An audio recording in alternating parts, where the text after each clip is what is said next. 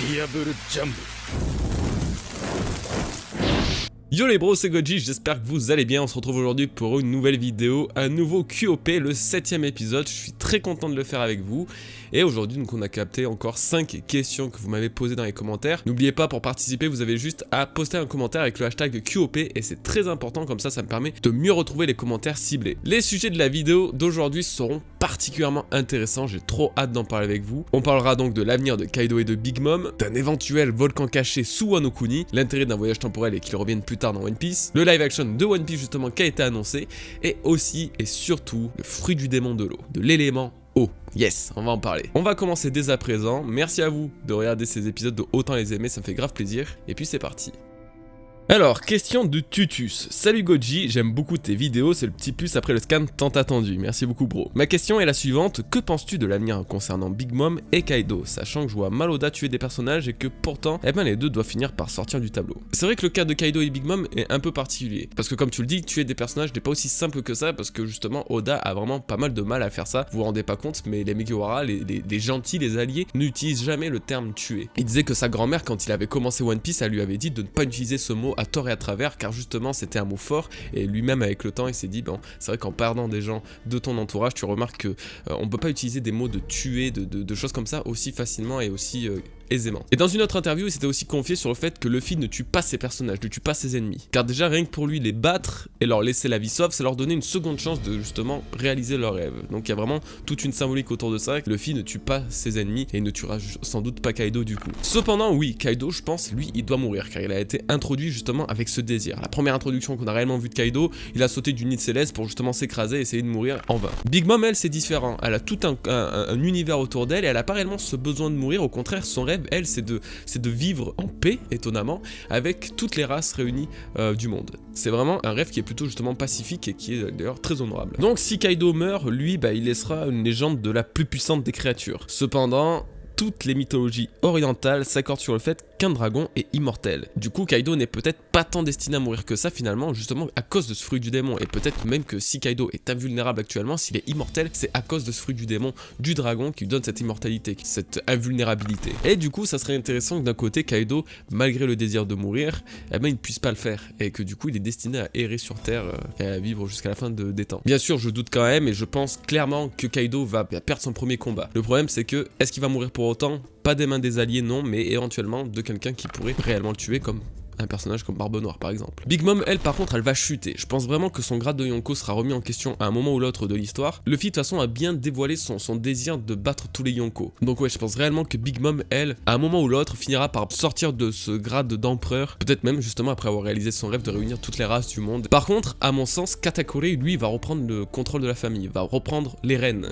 Déjà car c'est le plus puissant, après Big Mom, c'est celui qui a le haki des rois, et ça c'est pas anodin, parce que le haki des rois c'est généralement un haki qui fait que tu peux te dresser au-dessus d'une catégorie, que tu as une âme de leader. Tous les enfants de Big Mom ne l'ont pas, notamment les plus importants comme Perospero ou même Smoothie, etc. C'est également le plus aimé et c'est celui qui a la meilleure relation avec Luffy. Donc vraiment, je pense qu'à la fin de l'histoire, les Mugiwara et les Charlotte auront une sorte de traité de paix, vous voyez. Bon, je me suis peut-être éloigné un peu du sujet principal, mais j'espère que vous aurez compris. Deuxième question de Grandfire14. Est-ce que Luffy va être vulcanisé comme power-up au volcan du mont Fuji à Wano? Alors c'est une question très technique là pour le coup. Je ne connaissais pas le terme de vulcaniser. J'en ai déjà entendu parler dans les théories One Piece justement concernant Luffy, mais je n'ai jamais vraiment compris la définition. Donc pour vous, aujourd'hui, exclusivement, j'ai essayé de comprendre et j'ai à peu près compris. La vulcanisation est une technique consistant à cuire le caoutchouc avec du soufre afin d'apporter à la matière de nouvelles propriétés. Le caoutchouc deviendra plus solide, encore plus élastique et obtiendra une meilleure résistance aux changements de température comme les grosses chaleurs. Il deviendra plus imperméable aussi au gaz et aux produits chimiques, à l'abrasion et à l'électricité. Non, je faisais ça de tête. Bah oui, bien sûr, pas fait de texte avant. Bon, il est vrai que toutes ces propriétés auront un certain avantage chez Luffy, si vraiment il y a ce lien entre le caoutchouc, etc., et que Luffy se vulcanise. L'idée est pas mal et même intéressante, mais moi là-dedans, ce qui m'a vraiment intéressé, c'est ce que tu as dit après, c'est sur le mont Fuji. Et ça, c'est très intéressant. Car justement, le caoutchouc a besoin de soufre pour se vulcaniser. Et le soufre, on le retrouve principalement dans les régions volcaniques. Donc bien évidemment au niveau des volcans. Arrêtez-moi si je dis des bêtises, mais normalement c'est le cas. Et si j'ai choisi cette question, c'est car justement elle va dans le sens d'une de mes théories que j'ai dévoilée il y a de ça pile poil d'ailleurs 1 an dans une conversation qu'on avait sur Discord avec Nina, d'ailleurs vous pouvez voir les screens, et je n'avais jamais eu l'occasion de vous en parler avant. En effet, je pensais que le mont Fuji, donc de Wano Kuni, celui qu'on voit généralement toujours derrière, l'espèce de montagne très pointue et très finalement fine, se révèle être réellement un volcan, car le vrai mont Fuji est lui-même un stratovolcan, donc un volcan qui n'est pas en éruption, qui est relativement calme, mais qui peut se réveiller quand même. Et c'est pas le seul, car le Japon est littéralement rempli de volcans, et a justement subi de nombreuses éruption meurtrière durant toute son existence. Wano étant donc une référence au Japon et Oda s'amusant à mettre encore de nombreuses références historiques dedans, je me dis ça pourrait être pas mal d'utiliser justement le concept d'éruption dans One Piece. Mais la vraie théorie se cache dans les petits détails discrets. Car en réalité, le granit marin est collecté grâce au volcan d'après Papaya sur Skypiea. Les éruptions projetaient des particules de granit marin dans les airs, dans les nuages, et d'un autre côté tu as Hawkins qui a dévoilé à l'eau que le granit marin était justement originaire de Wano Kuni. Donc déjà, si le granit marin a comme origine les volcans et vient de Wano Kuni, c'est qu'il doit y avoir un lien entre les deux. Et tu ajoutes à ça le fait que le thème de l'équipage de Kaido est sur les dinosaures et la préhistoire, avec notamment Jack, King et Queen, eh bien finalement ce sont des dinosaures, ils ont des zones de dinosaures et tu te dis mais attends, en fait Oda est réellement en train de nous donner des indications pour nous dire que oui, Wano Kuni se base sur un volcan et qu'il y a vraiment peut-être une histoire d'éruption derrière, etc. Et j'ai encore plein de choses à dire sur le sujet, donc vraiment j'insiste, si ça vous intéresse et si vous voulez que j'en parle un peu plus dans une vidéo détaillée, dites-le moi en commentaire, votez si vous voulez, peu importe, et puis donc on verra ça ensemble. Alors, troisième question de NM Steries. Salut Goji, j'ai une question à propos du fruit du démon de l'eau. Penses-tu qu'il puisse exister ou du moins est-ce possible? Si c'est le cas, qui pourrait le posséder? Merci. Le fruit du démon de l'eau est littéralement un sujet hyper populaire quand on parle des fruits du démon. Et c'est totalement normal parce qu'à lui-même, il représente un paradoxe, mais pourtant tu te dis que c'est censé être possible puisque les fruits du démon ont des éléments de tout et n'importe quoi. Il y a tous les fruits du démon qui peuvent exister au monde. Pourquoi pas celui de l'eau? Donc j'ai essayé de me poser et essayer de comprendre vraiment si c'était possible ou non. Déjà, je me suis demandé s'il y avait une différence entre donc l'eau normale, l'eau douce et l'eau de mer. Au début je pensais vraiment que c'était que l'eau de mer qui était donc la faiblesse des fruits du démon. Par exemple le granit marin qui dégage l'énergie de la mer, c'est finalement une faiblesse des fruits du démon. Quand on voit quand ils tombent tout simplement dans l'eau via leur bateau ou quoi que ce soit, c'est là qu'ils deviennent le plus vulnérables. Brook utilisait du sel pour purifier les ombres des zombies de Trailer Bark à cause du pouvoir de Moria. Et justement cette signification, cette symbolique de purifier grâce au sel, c'était encore une fois lié le sel à l'eau marin. Sauf que non, parce que d'après Oda, dans un SBS du tome 41, il avait justement parlé de la faiblesse des fruits du démon. Et donc il disait, ceux qui ont mangé un fruit du démon deviennent des enclumes, c'est-à-dire qu'ils sont maudits et qu'ils ne peuvent plus flotter ni dans la mer, ni dans une rivière, ni dans une bassine ou quoi que ce soit d'autre. C'est-à-dire vraiment une enclume et tout ce qui est lié au liquide de l'eau, etc. c'est niet. Ils perdent alors toute leur énergie et deviennent incapables de faire le moindre mouvement. Ils peuvent se débattre un petit peu, mais ça n'a pas grand intérêt. Par contre, si c'est juste une partie du corps qui est plongée dans l'eau, les pieds, les mains, les jambes, les choses sont moins graves, de la même manière que la pluie de l'eau qui goûte ne leur fait rien. Par conséquent, un bain dans une baignoire ou une douche est tout à fait bénin. Donc au final, l'eau douce ou l'eau de mer, ça revient à la même chose. Quand un utilisateur de fruit du démon est trempé dans l'eau, il perd ses pouvoirs et c'est comme ça il coule. On peut le voir dans les bains de Wano où Robin en avait justement parlé, ou même dans une scène du film One Piece Z. Et donc on se dit, ouais, mais un fruit du démon de l'eau est donc assez peu probable quand on connaît l'utilisation des fruits du démon en général comme les Logia. On peut voir par exemple le Mera Mera no Mi, le mec devient un homme de feu, donc un homme d'eau, c'est censé poser un petit problème. Et c'est là que je pense qu'Oda il risque d'être un peu plus intelligent, parce que finalement il existe des fruits du démon de l'eau dans One Piece. Oui, il en existe plusieurs, notamment un ou deux qui sont vraiment, mais vraiment abusés. Vous avez déjà Monet et Kuzan qui représentent la forme solide de l'eau avec la neige et la glace. Et oui, c'est totalement vrai, ils utilisent l'élément de l'eau au final, mais sous une autre forme. Ce n'est plus sous forme liquide, mais sous forme solide. Et ils semblent pas avoir de problème particulier, pas de faiblesse ou quoi que ce soit. Alors sont très puissants et ils marchent très bien. Mais tu as aussi Khalifa, Trébol et Caribou, et ces derniers sont particulièrement intéressants puisque c'est l'aspect liquide de l'eau, littéralement. Notamment Trébol, qui a le fruit du mucus. Le mucus est quand même composé à 95% d'eau. Caribou, lui, a le fruit des marais, du marécage, qui est justement associé à la boue, et la boue est en grande partie composée justement d'eau. Et Khalifa aussi, par exemple, elle est littéralement liée à l'eau puisque ce sont des bulles de savon et les bulles sont composées quasi exclusivement d'eau. Donc à partir de ce moment-là, pourquoi le fruit du démon de l'eau en lui-même n'est-il pas possible? Alors oui, peut-être que Oda décide de l'intégrer justement à travers ses personnages pour pas faire réellement un fruit du démon de l'eau, mais justement un fruit du démon du marécage ou même du mucus, ce genre de choses. Peut-être qu'il souhaite juste ajouter cet élément à travers ce genre de fruit du démon. Mais d'un côté, dans ce cas-là, ils sont censés eux aussi avoir une faiblesse particulière. Ça reste quand même des Logia qui sont totalement liés à l'eau. Donc vraiment, je pense que c'est possible. Et j'en suis vraiment persuadé.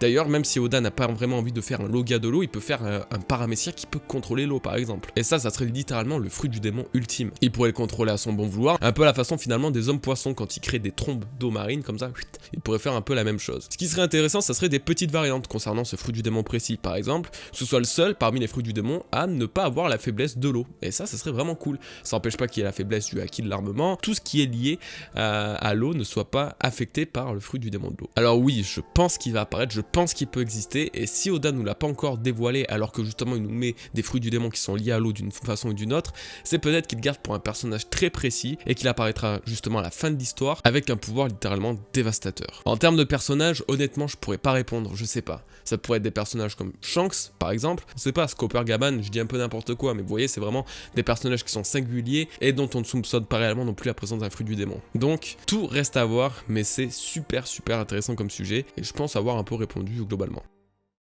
Alors, nouvelle question de Dika Bystanza. Salut Goji, penses-tu que la notion de voyage dans le temps puisse revenir plus tard dans l'histoire? Oda ne pourrait pas utiliser une notion si grande seulement pour expliquer la survie des fourreaux rouges et de Momonosuke. Eh ben pour le coup, je suis assez d'accord. C'est peut-être un peu horrible à dire, mais une telle notion de voyage dans le temps dans un tel manga, surtout que le temps est très important, notamment avec tout ce qu'il y a eu d'il y a ça 800 ans, etc. Bref, et une telle notion qui soit là que pour 5 personnages, c'est peut-être un peu bizarre. Toki, si elle avait réellement un fruit du démon du temps, reste un fruit qui se réincarne. Si elle est morte, son fruit a dû se réincarner quelque part. Et si elle est pas morte, bah du coup elle a toujours ce fruit du démon. Donc au final, il y aura toujours cette notion de fruit du démon du temps qui peut voyager dans le temps. Donc ça pourra apparaître encore une fois n'importe où. Moi perso, j'adorerais voir un scénario où à la fin de Wano Kuni, quelqu'un possède ce fruit du démon, que ce soit l'un ou l'autre, peu importe, et que justement il l'utilise. Et en utilisant ce fruit du démon, qui part lui-même dans un futur assez lointain, eh ben on le revoit pas jusqu'à la fin de l'histoire. Jusqu'à la fin de l'œuvre, on ne revoit pas ce personnage. Ce serait génial. Par exemple, il part d'encore 800 ans dans le futur. Parce que malgré tout, ce qu'il veut nous dire, Oda, à travers One Piece, c'est qu'il y a toujours des périodes de paix ou des ères, etc.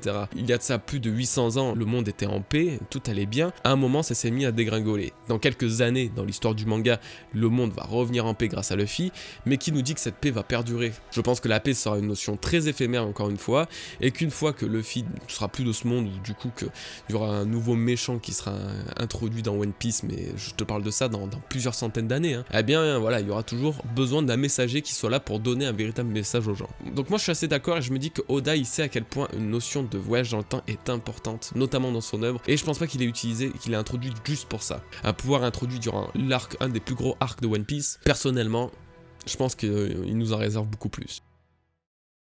Et on va se quitter sur une question du Discord justement de 8188. Salut Goji, j'aimerais savoir si tu es déjà au courant à propos de la production du live action One Piece, qui contiendrait probablement 10 épisodes pour un budget similaire à celui de Game of Thrones, donc entre 7 à 10 millions de dollars par épisode. Si oui, penses-tu qu'elle sera nulle comme toutes les autres live action, notamment Dragon Ball, Death Note, Bleach, l'Attaque des Titans et j'en passe. Alors moi perso, je peux d'ores et déjà vous dire une chose, c'est que j'ai vu que très peu de live action. Donc je peux pas dire s'ils sont bons ou s'ils sont mauvais, je suis vraiment pas de base friand de ça, donc je pourrais pas donner un avis. Et pour l'histoire de One Piece, le live action de One Piece, c'est pareil, je me fais absolument pas d'avis et je pense qu'on devrait tous faire comme ça. Être curieux, c'est une chose, mais pas partir ni trop optimiste, ni trop défaitiste. Moi perso, je joue avec une sorte de balance. Je me dis, c'est très risqué d'introduire du live action pour un manga, c'est un pari un petit peu risqué, mais d'un côté, tu as quand même Eiichiro Oda qui est derrière. Et One Piece, c'est quand même son bébé. Donc forcément, rien n'indique que ça sera incroyable, mais il faut peut-être essayer d'y faire un petit peu confiance quand même. Après oui, on parle du budget, on dit que 7 à 10 millions de dollars par épisode c'est énorme, notamment oui c'est clairement énorme, et je crois que d'ailleurs la série a été achetée par Netflix, donc